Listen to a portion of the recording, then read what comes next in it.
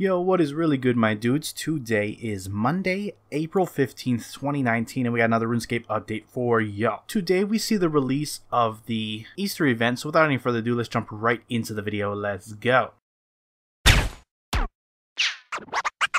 Cats is the illest. What you talking about, Willis?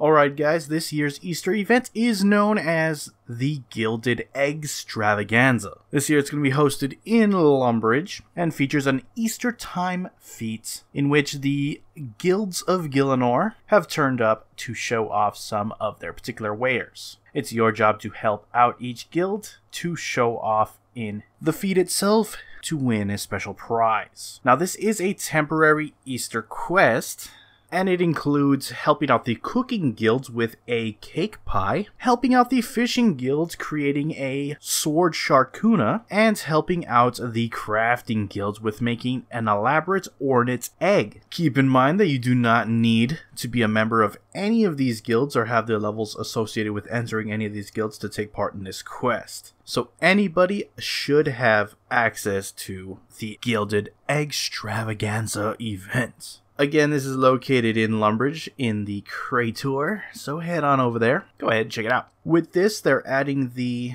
collect item style event that they've had in the past several times, this time circling around Easter theme, and that is known as Avoiding Dental Catastrophe. This time around you'll be collecting crystallized fragments of Easter eggs through various means of skilling. The drop rates of these fragments will be better when skilling in and around the springtime feat area, so keep that in mind. And to help you out, the guilds in the area have provided a variety of skilling areas where you can work at. Once all the fragments have been gathered together to form a giant egg, the Easter Bunny will do his thing and decrystallize it, creating a small trove of goodies for all of those to enjoy. Also keep in mind that there are hidden eggs scattered around Gielinor each day, each which contain a large amount of these large crystallized chocolate fragments. Additional large fragments can also be gained from side quests for the guilds. The event rewards for this particular portion of the Easter event include the Chick Axe and some other Easter armor, so do partake in that if you're interested. On top of this, Jagex is running charities for CPSL Mind and the Princess Trust. You can donate bonds to them if you so wish. Doing so also increases your rate at finding crystallized chocolate fragments, so there's some incentive there. These are some charity groups that Jagex has worked with time and time again in the past, so if you're familiar with them or you've been playing the game for a while, you've seen these around. It's just another way of giving back, so do so if you're interested. With that being said, we're gonna shift gears on over to the patch notes and see exactly what has been added to the game over there, so let's go ahead and check it out. First up, there's now a setting to adjust zoom sensitivity in game interaction options. There's also a new camera mode, Freedom Classic, which combines the zoom and angle range of Freedom with the movement of Classic. There's been several changes to Elite Dungeons, added duo loot tables across all 3 dungeons, buffed the base loot of the Temple of Amnesia on Trio mode, buffed the base loot value of all bosses inside the Shadow Reef, most notably the Ambassador, added several high value drops to non-boss creatures and Lucky Charm in the Shadow Reef, and buffed the loot slightly on the Elite chest and added a 1 in 15 chance to receive an Ultra Elite chest that contains additional loot. They've prevented transmogs being used in Cabbage Face Punch Bonanza to prevent problems when playing as the gorilla enemies. Fixed players not being able to teleport to Ritual Site when speaking to Karshai during Children of Ma quest. Players can once again reclaim XP lamps from Certification for the Ritual of Majorot quest if they originally lost or destroyed them. Doric's Task 5 is now listed as a members quest as it requires entry into the members section of the game world. Bonnie will no longer ask for 0 driftwood during the Flag Fall mini quest. Karshai will now return an empty engrameter if it has been lost during the Children of Ma quest. Overcharged Ring of Deaths can now be worn via the action bar.